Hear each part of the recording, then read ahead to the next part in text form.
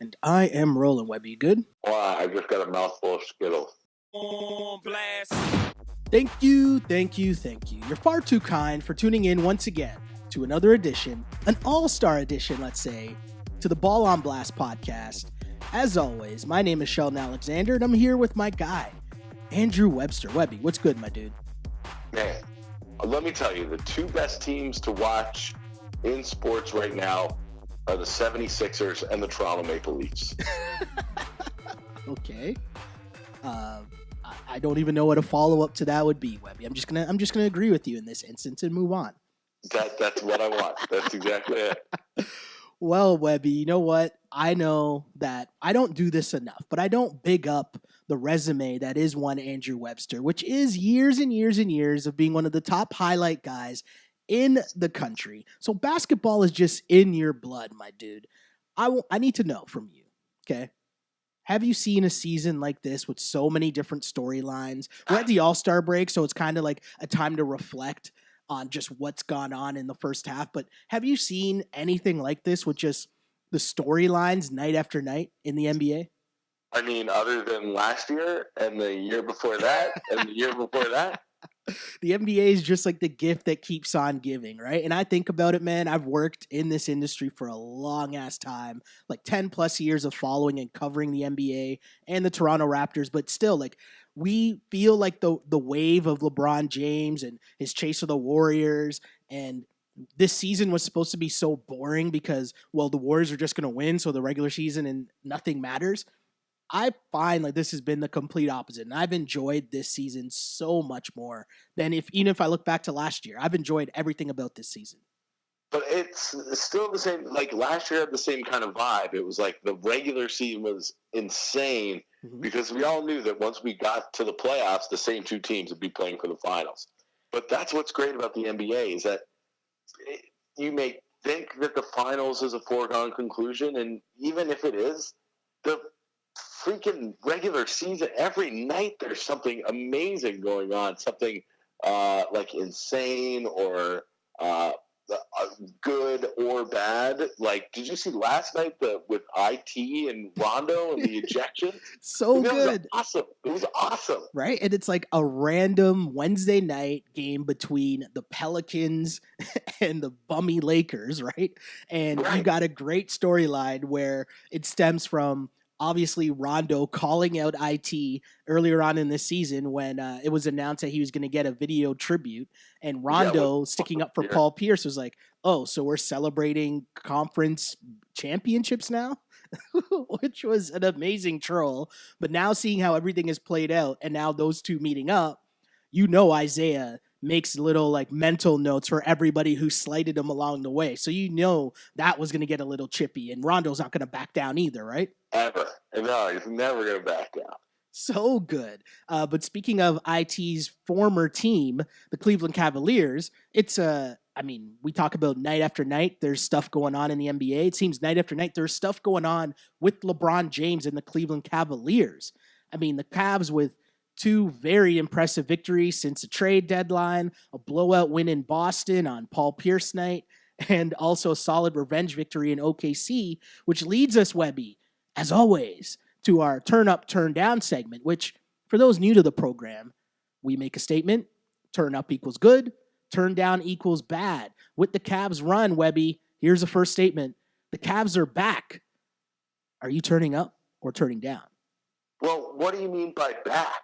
I mean, they were still third place in the East, and now they're still third place in the East. Right? Listen, are they playing a lot better now with this, rejuvenated, fresh, young three-point shooting lineup? Yeah, of course. But the real question that we have to ask ourselves is, do we think that they can make up the games on Boston and possibly Toronto? With, not a lot of season left to be played before we do get down to the nitty-gritty of the postseason. And honestly, I don't think they do. I think they're locked in there at the 3 seed. See, I left that open to interpretation on purpose, Webby. You see, because there's so many different ways to go at the Cleveland Cavaliers, and I'm glad you mentioned that because, yes, they were third before, and now they're still third and probably will still finish in third place. But my big thing is it doesn't matter because I feel like the the perception and the reality were always two different things, right? And I feel that the perception of the Cavs was that, oh, they're in big trouble and the season was going nowhere and they're going to lose in the playoffs and they're not going to make the NBA finals and all this chaos, when we've talked about it week after week, right? We knew that they had problems internally. But what did we talk about last week, Webby? One of the biggest problems was A, LeBron James not trying, right? But B, Right. that they had major chemistry flaws, which they then fixed by mainly getting Isaiah Thomas, and to a lesser extent, I think, as we're hearing now, Dwayne Wade out of town, right? So you fixed... I would say not only personality problems, but I think that those kind of like then I don't know if they stem from or are part of basketball problems. For sure. Yeah, I think that's true, because I think you're right there, because it adds into like trust factor, right? And so LeBron James, I think Jay Crowder did something where he sort of said that he felt like he would go a full quarter without touching the ball. And he almost felt as if, like, because he struggled with his shot at times, the trust wasn't there. And so he wasn't even getting passes from LeBron like that, which is kind of crazy to think of, but you see how things went. And we went through all the stats last week just in terms of how much him and Derrick Rose and Isaiah Thomas were struggling in their last few games with the Cavs. You could kind of see that happening. And then to a bigger extent, right? LeBron James and how his numbers dwindled during that run as well, right? Where he did have a lack of trust with the entire team and organization. So again, I think the perception was kind of the reality, you know, like they were struggling, but to me anyways, right? I didn't think that, you know, it was that far away from being fixed in terms of, okay, well, are they still the favorite to win the East? Yes. Were there doubts because of what their team was doing or how their team looked? Maybe to most people, but I think we talked about it for how long? We knew that there were going to be trades at the deadline. We were expecting a full roster makeover like they got. No, but I don't think that people really like the new pieces that they got, Webby. I'm going to ask you this. How have they looked to you? Because I feel like the names, when people first heard the trades, they didn't really the names didn't stick out to people, right? If you're a casual NBA person, but I think this is where the Cavs got themselves into trouble in the first place. Okay, is by going after big names. I agree. Yeah, you know, where with the moves that Kobe Altman made for the Cavs this season have been really smart. And sure, George Hill and Rodney Hood and Larry Nance Jr. may not be household names to the layman NBA fan. Like, they're good teams. I mean, they're good players. Definitely. And not only are they good players, but they're complementary players to the way this Cavs team plays successfully. Yeah. And I think, too, like, Isaiah Thomas, when we talk about to sort of back up what you were saying in terms of, you know, how chemistry issues lead to basketball issues, right? And the trust factor, like Isaiah Thomas mentally, right, still thinks of himself in this moment right now, which clearly he's physically hurt still, right? But in this moment right now, in his mind, he still thinks that he is that top 3 scorer in the NBA. But in terms of basketball, he wasn't living up to that at all, but he needed those touches. And I think that kind of messes up with the flow of the game when it's just kind of like, oh, I haven't shot the ball in a while, so I'm going to take this ball and I'm going to drive it to the basket, even though there's 4 guys in the paint, just because I haven't touched the ball in a while. Do you know what I mean? So I kind of get where you're going with this, whereas these guys that they brought in, they're more role players in the sense that, you know, Rodney Hood, who people don't know about, like if you told people that Rodney Hood was putting in 17.5 points per game this season, do you think most people would know that? Probably not, right? But now you look at him and, you know, he's sitting in the corner and getting to just shoot wide open threes because you're playing with LeBron. We talked about the LeBron boost. Like, how much do you think that helps guys like Clarkson and Nance and, you know, like especially Clarkson and Hood, I think are great examples in terms of guys who get buckets, but now you're playing with LeBron, and now you'll get buckets a lot easier because you're playing with LeBron, right? Well, and not only that, but you look at how you got to win in the NBA with strong 3-and-D, length up and down your roster, and a small ball 5 that you can keep out on the court. Yeah. And that's exactly what the Cavs did with their moves. Yeah. I mean, it's so cool, too, to see because, again, I need to preface this because one lesson I learned this week, Webby, which if you've seen my Twitter account, especially today, I need to learn to not argue with Raptors fans.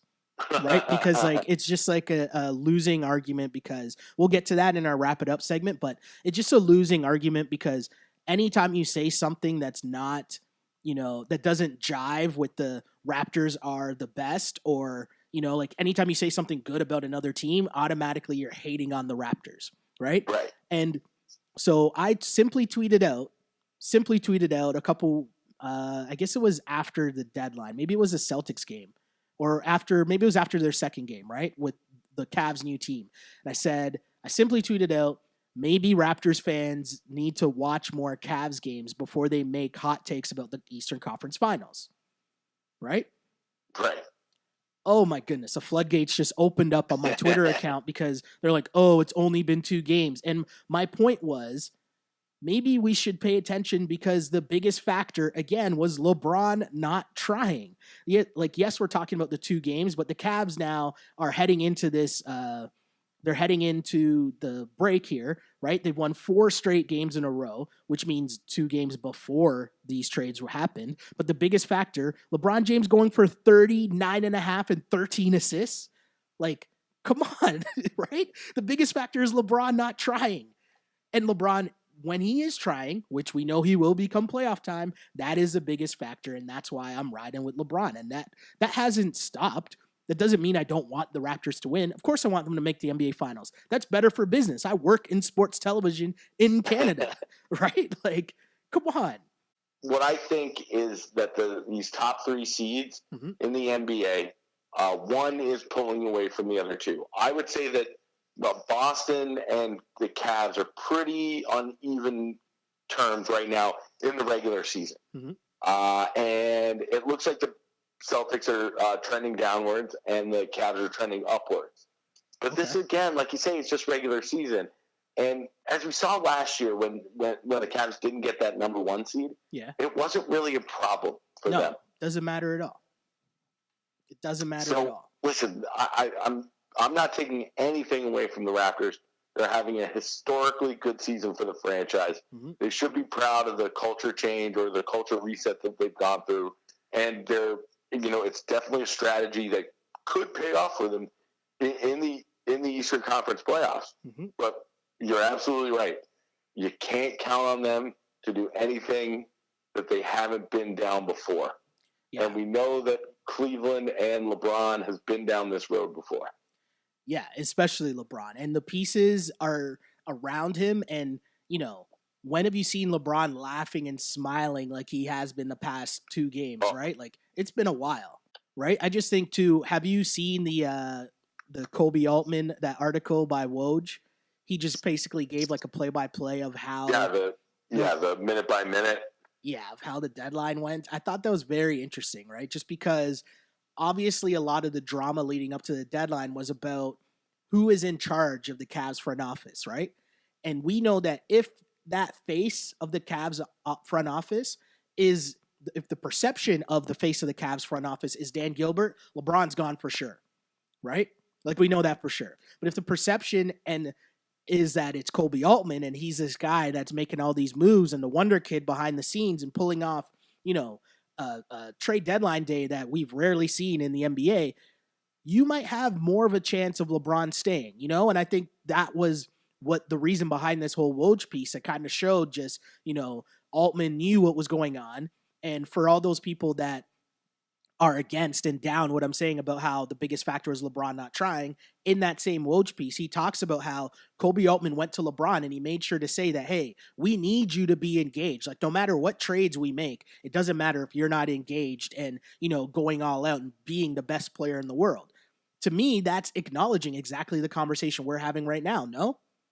I think that this past week has proven that the winner of the trade deadline day was Kobe Altman. Yeah. The narrative that he's gotten since the Cavs have looked so good with these new pieces in there, like you say, if LeBron does decide to stay, it's going to have a lot to do with how Kobe Altman treated this situation and became kind of that voice of the Cavaliers rather than Dan Gilbert. And if LeBron decides to leave, I think that the Cavs are still in good position because we've seen what Kobe Altman can do in roster building in a tight spot. So I think that the Cavs and Kobe Altman got a huge win-win from this trade deadline day. Oh, totally, Webby. Like totally. Because the thing is, you're right. Like he hit up the point that, they got more athletic, they got faster, they got younger, but just in terms of style of play as well, which is something you touched on before, right? George Hill is like almost a perfect point guard to play alongside LeBron, where he doesn't need the ball. And in fact, he might be a better off the ball player, like he can spot up and hit threes. He can catch the ball on the wing, maybe up fake and drive to the basket. He can create plays, but also he's a solid defender, right? Which also takes pressure off LeBron. Larry Nance Jr. is a great energy guy that obviously with that LeBron boost, that's a great fit. And then we talked about Clarkson. Great small ball five, too. Great small ball five. That's so underrated for his game. And then Clarkson, as well as a guy like off the bench to provide that second unit with legitimate scoring, and a guy that you can also play with LeBron every once in a while. For sure, right? And it's like you're talking about guys in Clarkson putting up 14 a night off the bench, Hood putting up 16 off the bench. Like those are good, solid NBA players, right? And now you're putting them in a position where, hey guys, just be athletic or hit wide open shots because LeBron loves finding just open players. I don't know. I'm just saying, look out. And the Eastern Conference playoffs just got a whole lot more interesting just because, yes, LeBron now has help, but it's still going to be interesting to see these pieces and how they react. Because for a lot of these guys, it's going to be their first run in the playoffs, like their first real run in the playoffs, right? Right.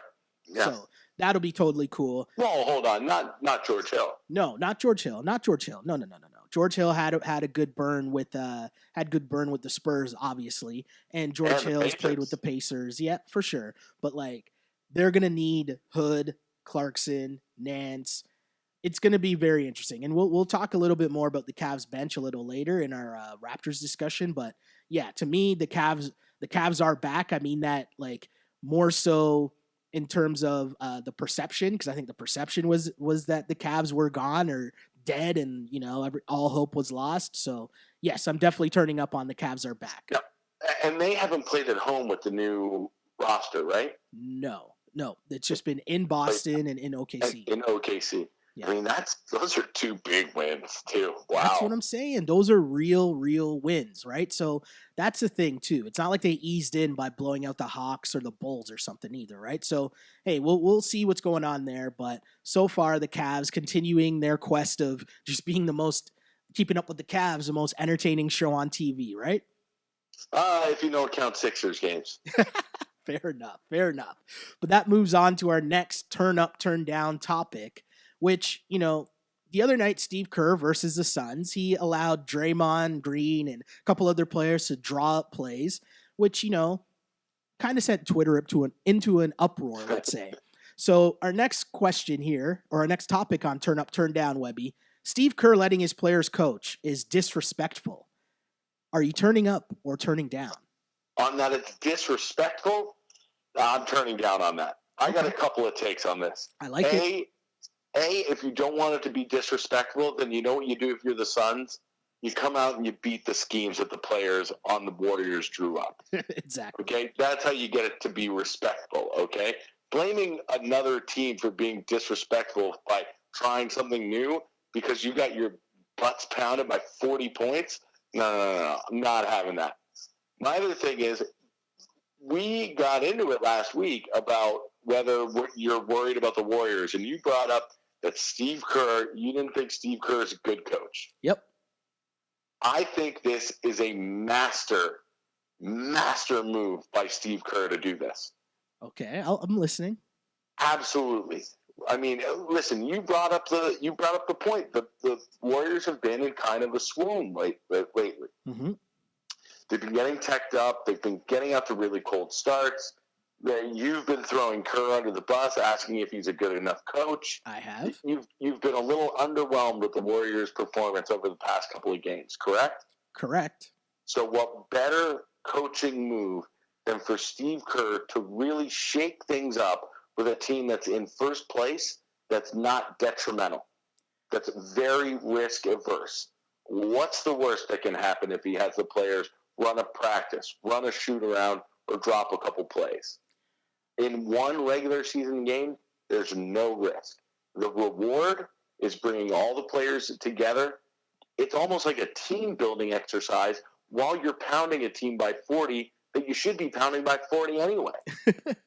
It's like you got a double win out of this. Okay. And I think it's brilliant by Kerr. And I think that now, not only is he going to have the ear and the the respect of the players that he has been, like your Draymond Greens, your Klay Thompsons, even your Kevin Durant's. But I think this is really good for the guys like your JaVales and your guys like your Omri Caspies, who have now been kind of like included in this inner circle of what Steve Kerr wants to do with the Warriors. I mean, for a first-place team to do this, it's so smart. It's so smart. It's bringing up a challenge that's not really a challenge to a team that almost doesn't need a challenge. See, I'm still going the complete opposite way on this, okay? Here's my thing with this, Webby. Kerr says that they're bored and they're tired of hearing his voice, so he's finding new ways to empower his team. I say, like, get out of here with that, right? Like, first off, okay, hold on. Let's get to the actual topic. Steve Kerr letting his players coach is disrespectful. I agree with you in the sense that, no, it's not disrespectful because teams can do whatever they want. If you don't like it, beat them and win. With that said, you're doing this against the Suns. Like, this to me is just like such another like, oh, Steve Kerr doing his best like pop Zen master shit. And it's like, it's BS. This is just further proving my point. And I know people don't want to hear this. LeVar Ball's point. This is just proving LeVar Ball's point that Steve Kerr is not a good coach. All he's showing is that he doesn't even have to do anything, and he could show up and his team could beat another team by 40 points. That's showing that what does Steve Kerr have to do? If Draymond Green's more than X's and O's, man. Coaching is about getting the most out of your players on a night-to-night basis, especially in a Monday game against the Phoenix Suns that half of your own fan base isn't even watching. Hey, man. Keep your players motivated through that. That is what coaching, well, that's at least half of coaching. Hey, it's cool if the Warriors are bored, but I don't want to hear who's here to listen to the Warriors talk about they're bored. Who told them to join forces and have 4 all-stars on the same team? Like, I don't want to hear that you're bored. You decided to stack up your team so that your coach doesn't even have to coach. And he says he let Draymond, David West, and Iggy drop plays. He says that Caspi and JaVale McGee, he lets them run shoot around. And JaVale McGee, hold on. Mr. Shaqtin' the Fool himself, he's running video sessions? Good. Come on, man. No, get out of here with this. Absolutely, man, because it's an inclusive team-building exercise, man. No. And this is how you keep your team motivated through 82 games of the season. No. They're bored. They're bored in their first place. Do you know what? You're bored. Like, you should have known this when you decided to stack up your team. Nobody cares that you're bored. Nobody wants to hear you complain that you're bored. Nobody wants to hear that the Warriors are tired of hearing Steve Kerr's voice because he's just on them too much and they're bored by the regular season. Who told you to stack up your, like, you can't have it both ways to me. You can't stack up your team and be like, oh, well, we're just going to win all these championships. And if you're Kevin Durant, you don't like the fact that people are chirping you and saying that you took the easy way out, but then now turn around when the regular season is going on and say that you're bored because your team is just so good. Like, you can't have it both ways. That doesn't make any sense to me. I'm not here to listen to any of that crap by Steve Kerr. And also, another thing here, I want to call out a little double standard here because we crush guys like Tyronn Lue, who came out and said, he gave the quote saying something to the effect of, oh, well, people already think LeBron does the coaching anyway, so I couldn't give him a clipboard because he'd get crushed, which is so true because we murder, death, kill Tyronn Lue. David Black got run out of town because LeBron was really the coach and he's really calling the shots. But here, because Steve Kerr says, oh, well, we're playing against a crappy team and they're bored, I'm going to give my players a chance to run the team. And Steve Kerr is a Zen master now? I'm not buying that. I'm not buying that. You're getting this completely twisted. We killed Tyronn Lue and David Blatt because they can't control LeBron. Okay. I'm giving it up to Steve Kerr because instead of letting Draymond Green or Kevin Durant take over the team, like LeBron does at times with the Cavs, and even you have to admit that. Yes. Kerr is making this happen on his own terms. But it's all just pretend because he's doing it against the Suns, so it doesn't matter. So cool. Maybe Draymond thinks that everything's gravy and yeah, Steve Kerr's a great guy. And then he just goes out and gets 3 more texts the next night. They just lost again to the Blazers because they couldn't stop Dame Lillard. Like, to me, this is just all just more hoopla for Steve Kerr. You know, he's a disciple of Phil Jackson and Popovich, and he's just a great coach. No. You're just proving the point that you guys decided to rig your team and have the best players and have 4 all-stars on your team and now want to complain and be like, oh, we're bored. Get out of here. No time. Well, hold on. First of all, that Steve Kerr's not running the Warriors. He's just the coach of the Warriors. He's not even the one that drafted these players or made the move for Kevin Durant. He's just the coach, right? Exactly. And how easy is his job? That is my point. That you can have It's Mr. not easy. JaVale McGee running film sessions. Like, what are we talking about here? Listen, the talent on the team is one thing, but managing that team and the expectations that come with that team, it's not an easy thing, man. It's not. And I'm not a Warriors guy.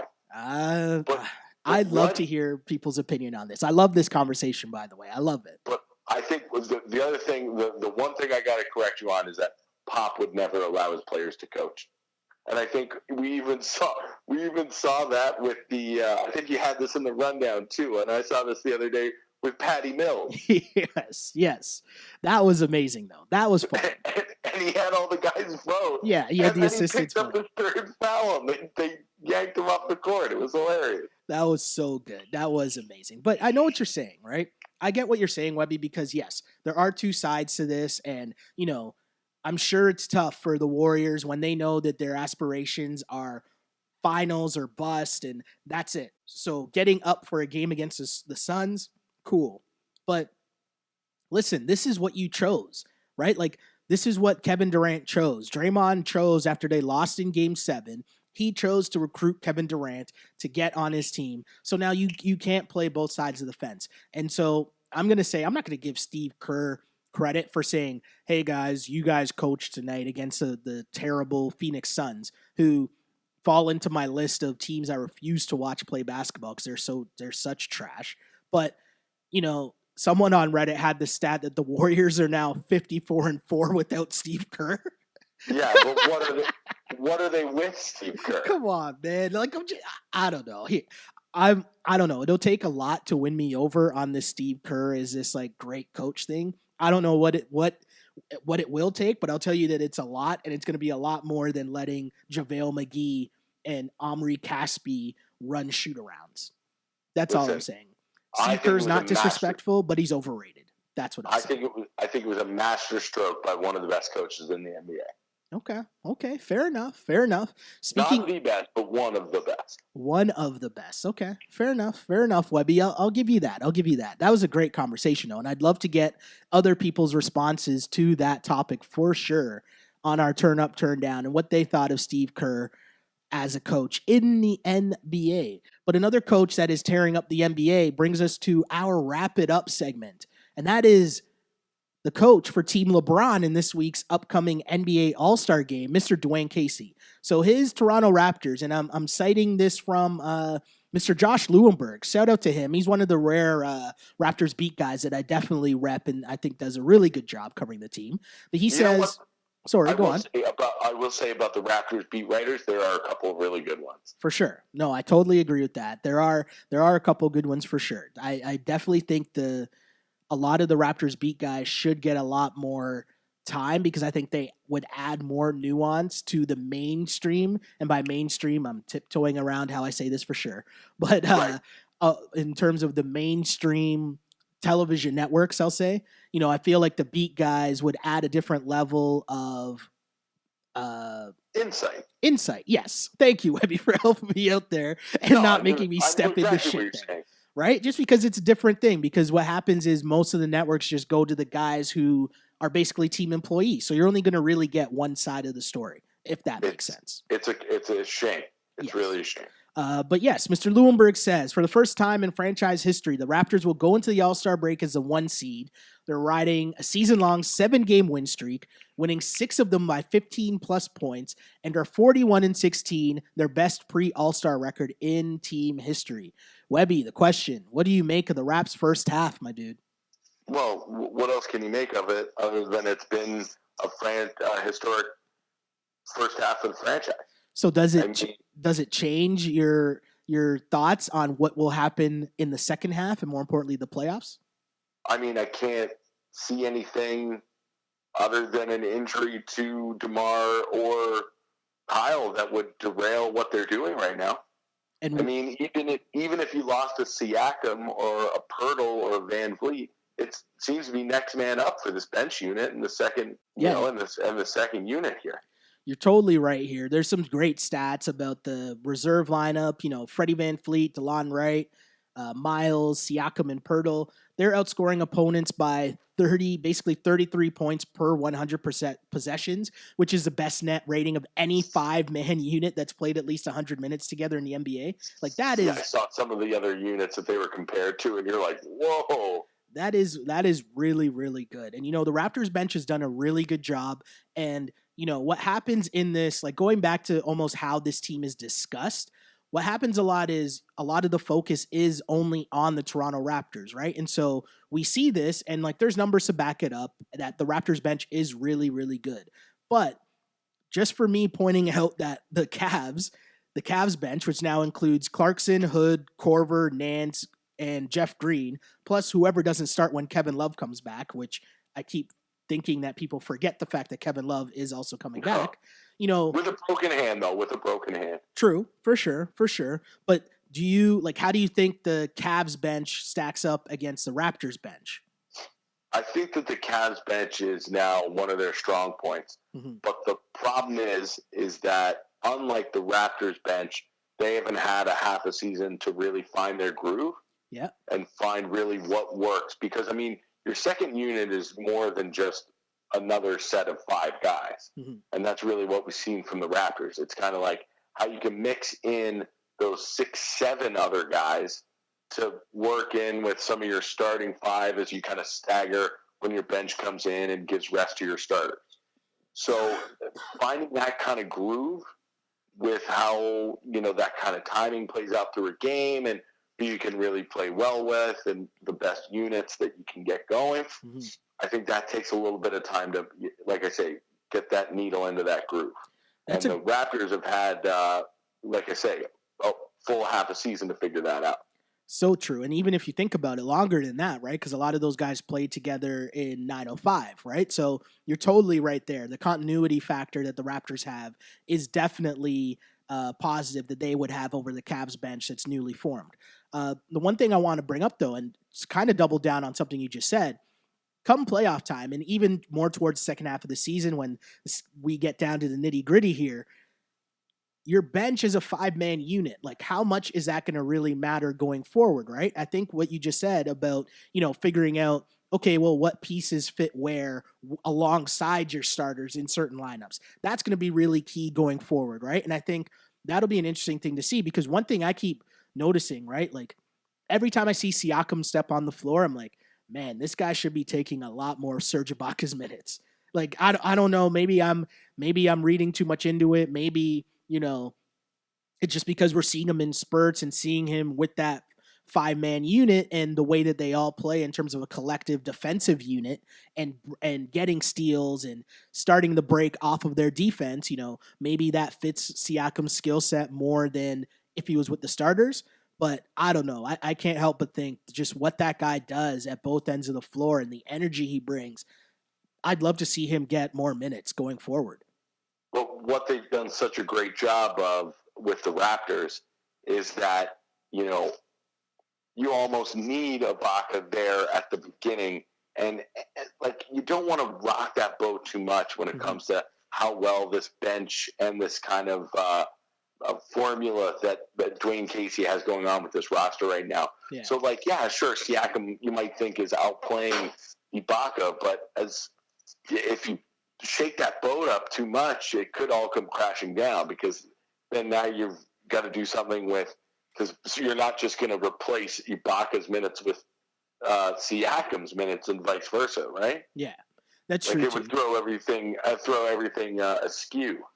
Yeah, it'll be interesting to see, right? And we keep talking about it, just what happens come playoff time, you know. Do you just go with the hot hand if that's DeLon or Fred or Siakam, right? So it'll be super interesting to see how that goes, how that plays out going forward into the playoffs. But the other thing that's super interesting to me, and this is my plea to Raptor fans, right?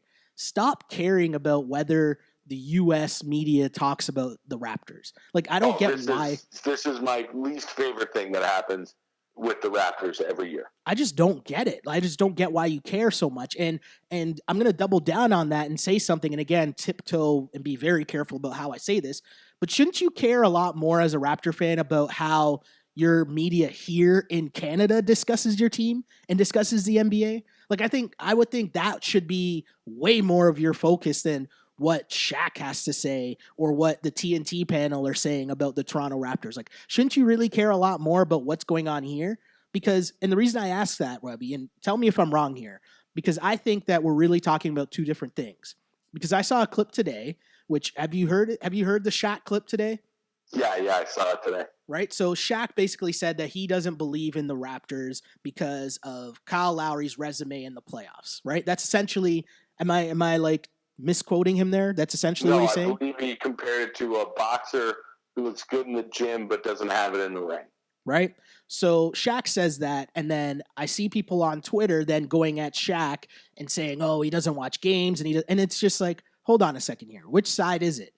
You want to have Americans talking about your team, or you want to have Americans say things about your team that you agree with, right? Because those are two different things. Because automatically if Stephen A. Smith or if someone else says something bad about the Raptors, then automatically everyone starts piling on them for hating the Raptors and they get no respect, right? Do you see what I mean in terms of how it's like a no-win? Like, American media can't win. You talk about the Raptors, but they say negative things, then they're hating on the Raptors. But if they don't talk about the Raptors, it's, all the talks about Boston and Cleveland. Like, pick one. But I say, no, go on. Sorry. In Canada, all you get is either no Raptors talk or only positive Raptor talk. Exactly, right? There's no pushback against, like maybe the Raptors don't have what it takes to get over the LeBron James hump, Instead, every year it's, well, this is the best team of all time and they should be celebrated. And, well, by golly, this is the year that they're going to do it.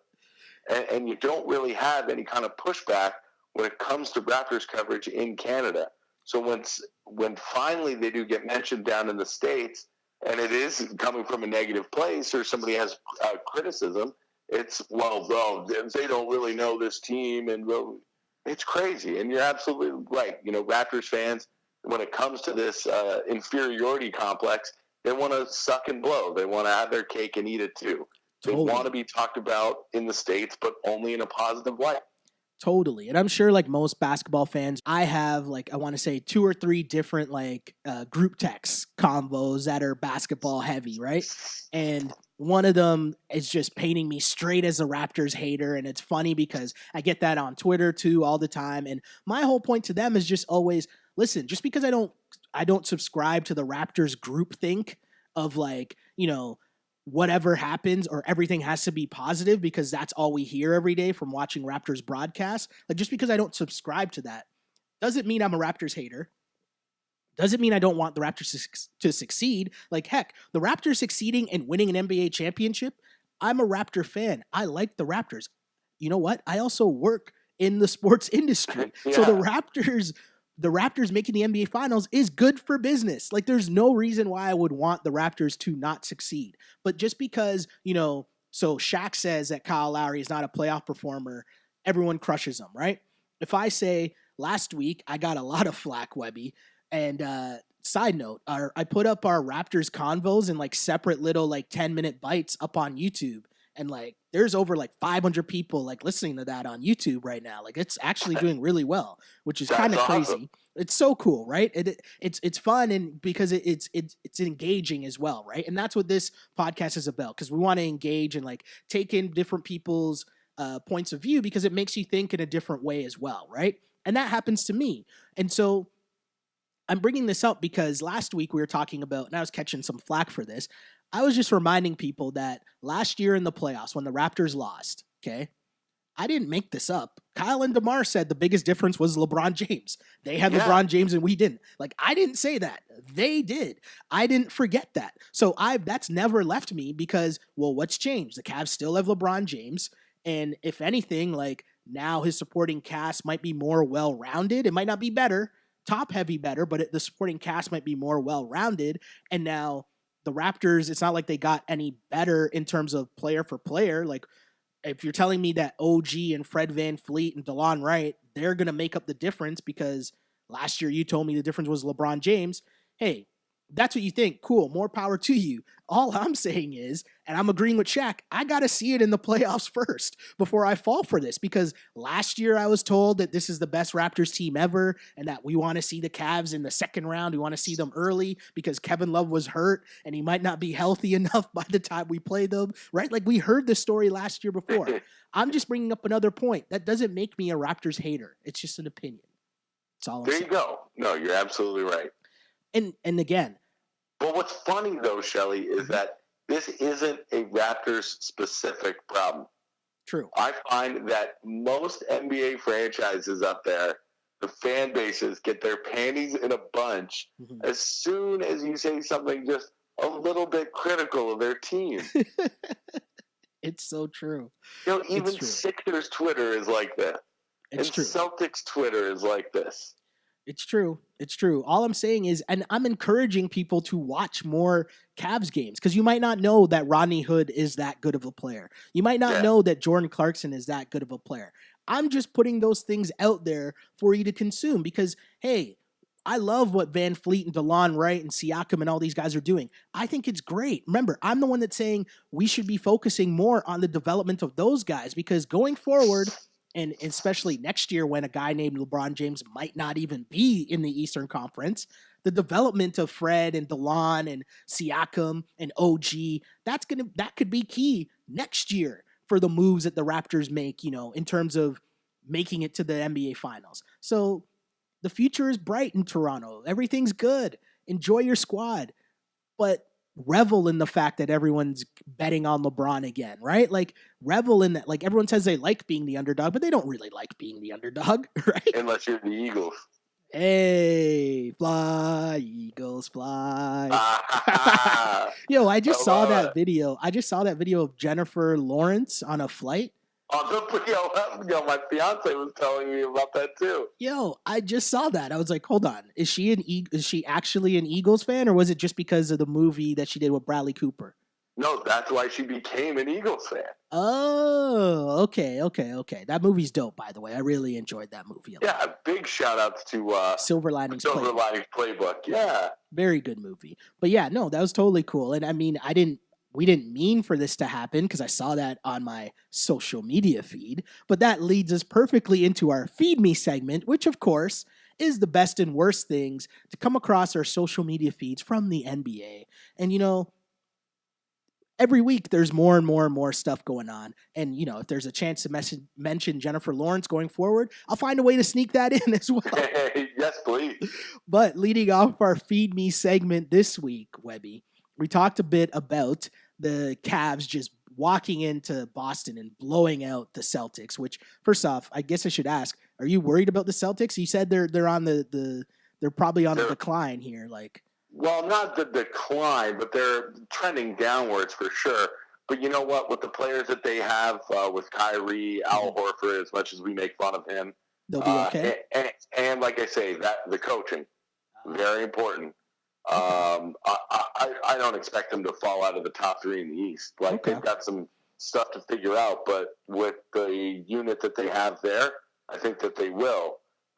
Especially if the rumors are true and Gordon Hayward comes back before the end of the year. Right? How crazy would that be? That would be so crazy.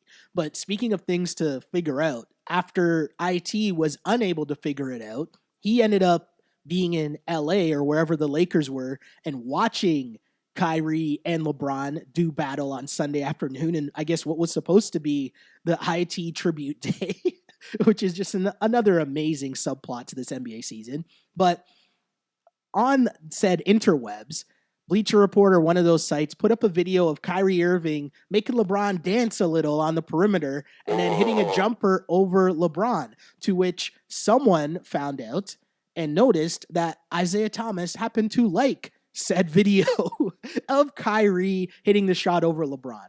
How petty is this?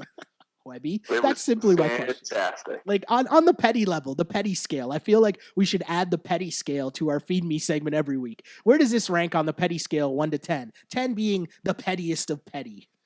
Oh, this is a 4. Oh, you're keeping it low. Okay. Yeah, come on. This isn't petty. Hold on. But in a game in which the Cavs ran the Celtics out of the gym, this guy finds the one video that Kyrie hit over LeBron and likes it? That's kind of lame. Like I like the that this is a thing now in the NBA, is finding the people who like the tweet or the Instagram post. Yeah. But man, come on. Fair enough. We've seen way more petty. Fair enough. This next tweet here, I just wanted to bring up. I'm assuming this is a Lakers fan just because of the tweet, but the Twitter handle is @ForumBlueAndGold and says, a guy named Kobe for real traded 2 Lakers who decided to wear numbers 8 and 24. Then those 2 helped their new team stomp the Celtics on national TV on the same day the C's retire Paul Pierce's jersey. Now that, and it's just a picture with a gif of Kobe Bryant just giving like a sarcastic stare down. I'm like, yes, shout out to NBA Twitter, best in the game. Only second, maybe the Black Twitter, but that's a story for another podcast, right? Absolutely. I will say that my Feed Me segment are all the memes that were made from Paul Pierce that, during the blowout of his jersey retirement. So good. Just him sitting there stone-faced with all the with everybody making fun of him, man. It was great. And it also reminded me of some of the great social media moments that Paul Pierce had in his career. The 2 phones?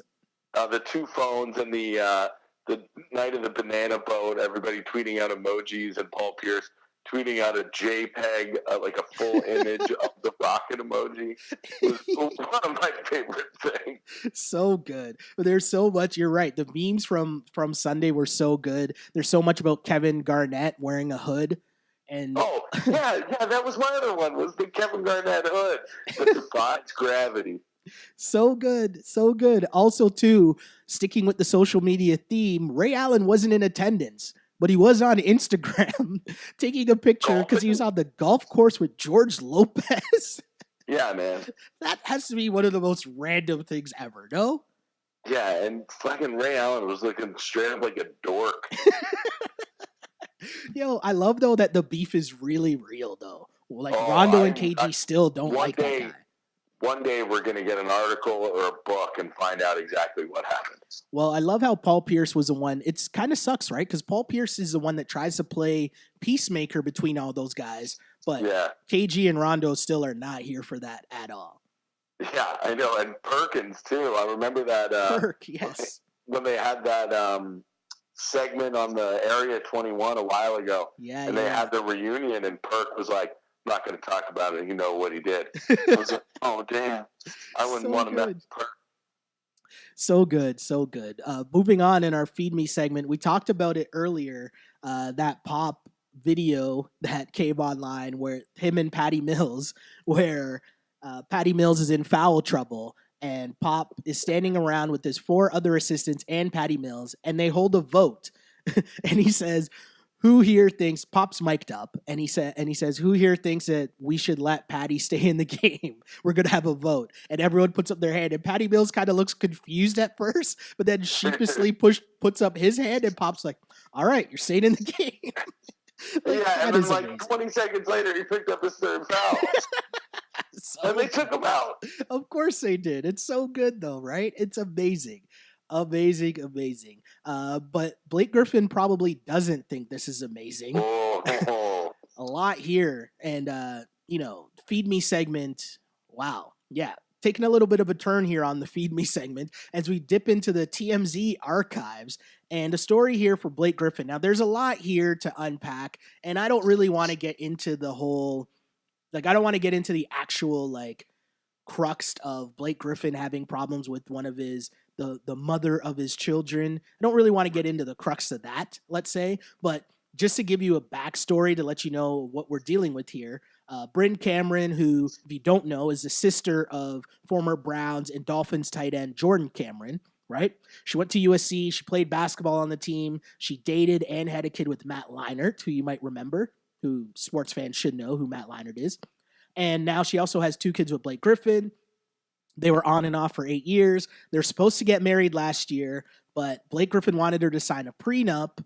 She didn't want to sign the prenup. Blake called off the wedding and then went to Vegas instead. Later, we find out that he went to Vegas and partied with Kendall Jenner, who he's now still with. Tons to unpack there. If you're into all that TMZ shit, as I am in real life, head to TMZ and read all that story. But the reason that I bring this up is because in this suit where she is now filing a suit against Blake Griffin for child support, right? The reason I'm bringing this up is because she talks about how she says, quote, according to TMZ, Cameron was not just the mother of Griffin's children and their caregiver. She was a constant support for Griffin, his personal assistant, meal planner, scheduler, stylist, publicist, party planner, nurse, nutritionist, branding expert, therapist, cheerleader, basketball and fitness consultant, and more.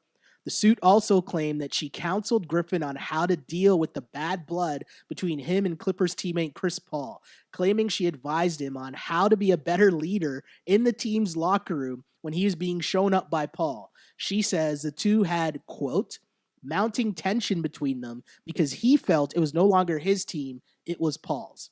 Now, the reason, again, that is really why I want to get to this story, right? Like, the other stuff is like way too serious, and you know, if you're into that TMZ stuff, again, go find that and read up all of that because it's super interesting. But the reason I'm bringing this up is for this right here.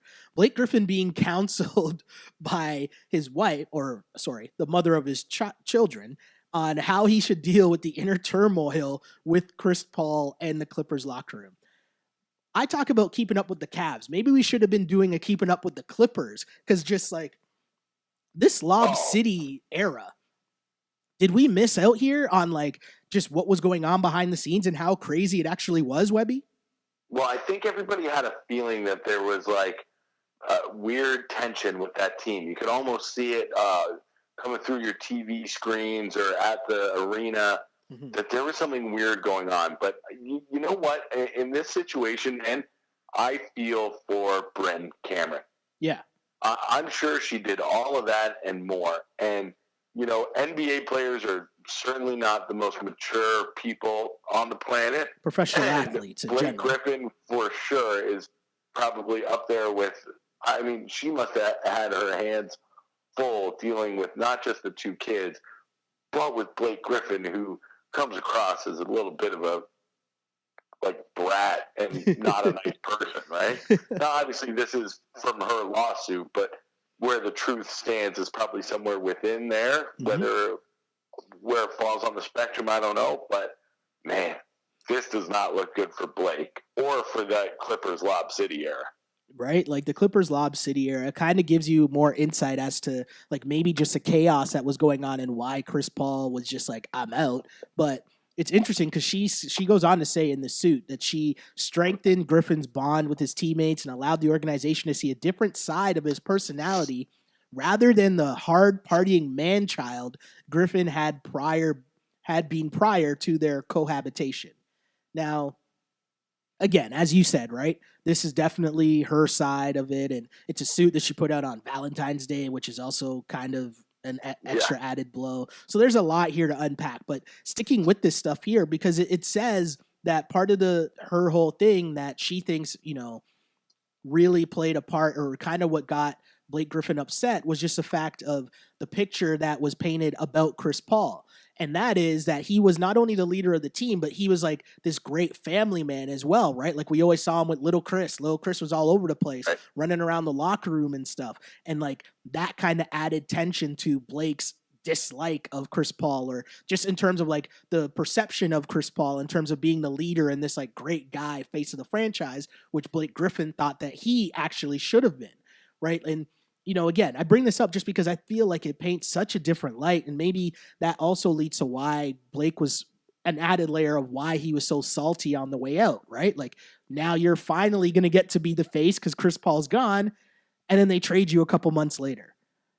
Like it's just, wow, the gong show that the Clippers are. And I think it just further tells you that, if I'm Jerry West or if I'm Ballmer, I'd be trying to get rid of everything from that Lob City era. Cause it just sounds like a cesspool, keep Lou Will and let's ride going that way. Guess, right? Yeah.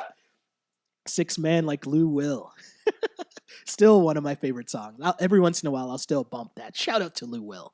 And, like literally a lot of people are saying that, he kind of, he should have waited and taken more money. But, man, I think it was kind of smart of him to get what he could right now rather than waiting to see kind of what the salary cap would be. And he obviously likes it in L.A. He likes it with the Clippers. He's a guy who's bounced around a lot through his career. Mm-hmm. So having some stability for him is important to Lou. And good for him, man. Yeah, and sometimes you can't put a price on like just your comfort, right? And like your mindset and peace of mind. And, Lou Williams obviously been traded a lot over his career. And so to say that, hey, I'm going to stay in one place for 2 years, that probably gave him a peace of mind that you can't really put a price tag on. So yeah, totally agree with you there. And yeah, maybe we should have been doing Keeping Up with the Clippers a couple years ago, but Lou will be keeping up with the Clippers. As we continue on, though, on this podcast, we finish up with the Ask on Blast segment, Webby, where we got a comment here from Scott, and Scott wants to know, what are you looking forward to the most from All-Star Weekend? Obviously, we're all excited about the dunk contest. I think that especially seeing Donovan Mitchell in there is going to be pretty fun. I've been really enjoying the 3-point contest. The last couple of years. I think that's almost the more competitive of the events. Mm-hmm. Yeah. But I think really the jewel of the All-Star Weekend is going to be the game itself, just because of the new format of picking the teams. I think that brings a lot of interest. I'm really interested to see how these teams that were picked by the captains, Steph and LeBron, are going to look and how they're going to play together. For sure. And I'm interested to see, does the fact that LeBron and Steph, picked these teams, does that give them a little added responsibility in terms of, now more pride over it all, right? And, I'm going to try more because, this is my team, right? And it was interesting. I don't know if you saw today, but Carrie Champion of ESPN tweeted out this segment that she does. It's called Keeping Up with or Rolling with the Champion, I think it's called. And it's a sponsored item with Uber, where she's essentially, the bit is that she's driving an Uber, but she's driving an NBA player or athlete in the back seat. But in this episode, she's driving LeBron and KD. I guess they filmed it when not OKC. Wow, see, I still have KD and OKC. But they filmed it when the Warriors were recently in Cleveland. And the whole premise is they're driving around to different places in the Cleveland area that meant something to LeBron. But while they're doing this, they're doing an interview in the back seat. Anyways, they talk about an assortment of topics, so definitely check it out. It's about 15 minutes long, but it's really good because they hit up a bunch of different topics, both really serious in terms of Donald Trump and the president and all that, but also just stuff like the All-Star game. And LeBron and KD both were talking about how important it was for them. They feel responsibility as the two best players in the league to really make the All-Star game matter again and really try because, they hear what everyone's been saying and they kind of agree with the fact. They remember growing up as kids and watching All-Star games and how important it was to see, the best players in the world, actually guard up and go at each other. Right. So that's what they said in this interview, right? We'll see if that translates to Sunday, but it did make me a little more excited for the game to see if they actually do try, right? Right. Now, what I want to know is, as somebody who's attended an All-Star game, and not only an All-Star game, but an All-Star game in LA, mm-hmm. I know that was a little while ago there for you, Shelly.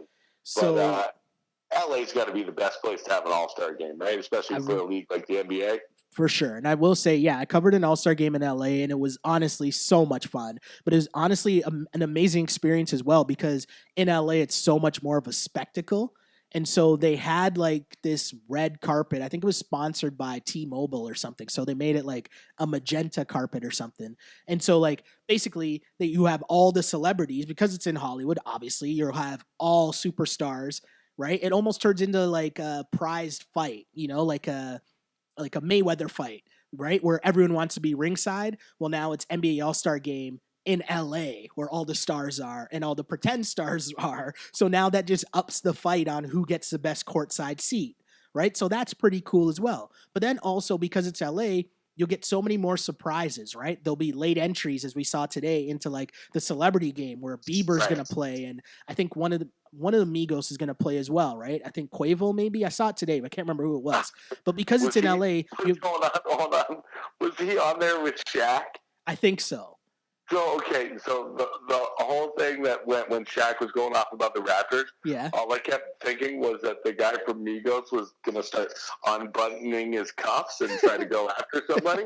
And then that lady in the background was going to pop up, like, see what's going on. Yes.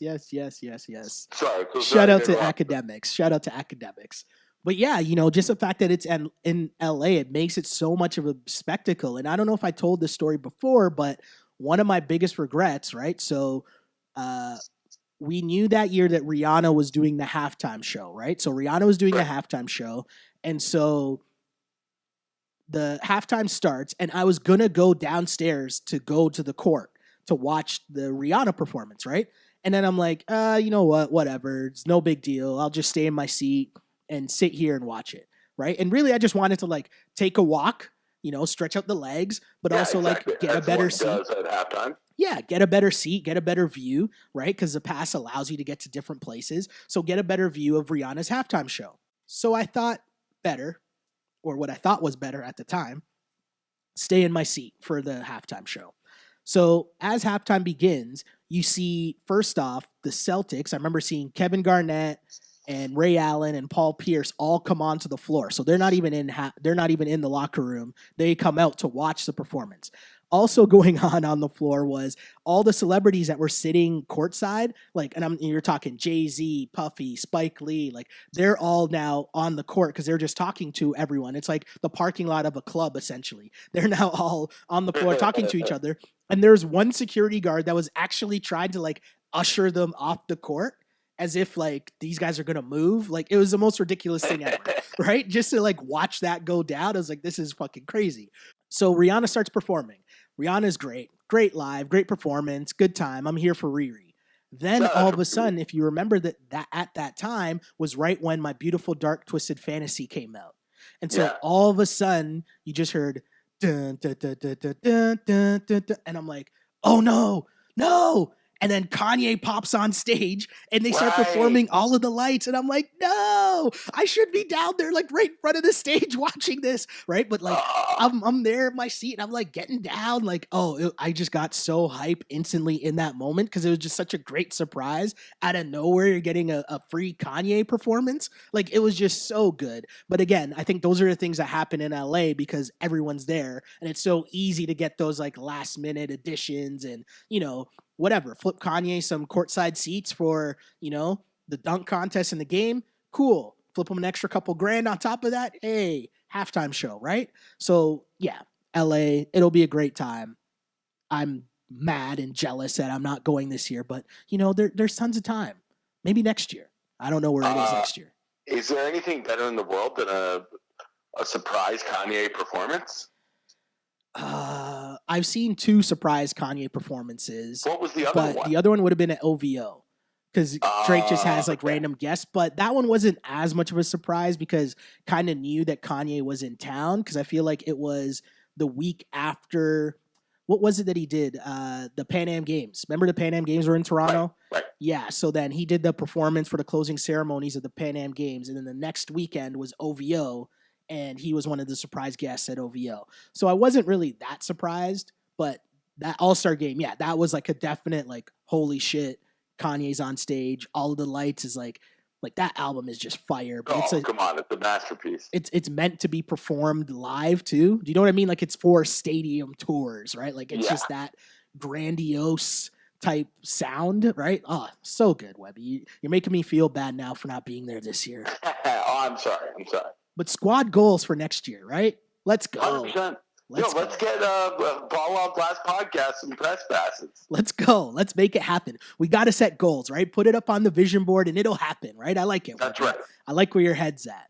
Hopefully, though, we'll give you guys the passes to join us next week on another edition where we wrap up what happened on All-Star Weekend, and maybe Kanye comes up again and we'll be talking about that. I don't know. We'll see. Yeah, listen, there's going to be a week, and even a week with no basketball, pretty sure that there's still going to be some major league storylines that go down. Oh, for sure. We'll just recap the All-Star game, even if we do it really quickly and we sort of look at and pick out maybe first half awards or something like that we could do. I don't know. Tons of stuff we can do. That's a good idea. Yeah. That's a good idea. Maybe we'll come up with something. Either way, we'll be back next week. And as always, my name is Sheldon Alexander. You can find me on Twitter tweeting all kinds of NBA goodies this weekend at Shell Alexander and on Instagram at Sheldon Alexander. I'm Andrew Webster. I'm on at @AWebster84 across all social media, and I am tweeting about everything, including what's going on at the Winter Olympics, which has just been lovely as well. Really? You're in on the Winter Olympics, eh? I was just going to ask you that, and as you kept going, I was like, he's going to say Winter Olympics. You're in on the Winter Olympics, eh? I'm in, man. Every year, every 2 years, on both Summer and Winter Olympics, I'm like, this is lame, whatever. Yeah. And then come the third day of the Olympics, I'm like, oh my, is Tessa Virtue going to be able to do it this year? Shouts to Tessa Virtue, by the way. Yes. The only thing I'm in on this Winter Olympics was that kid that had the Olympic glasses. Did you see that? Oh my, yes! Like, dude, with the Olympic glasses, man. He was killer. Give that kid all the gold medals and give you guys all the good medals for listening to another edition of the Ball on Blast podcast. As always, unpolished and unapologetic. Until next week, see ya. On blast.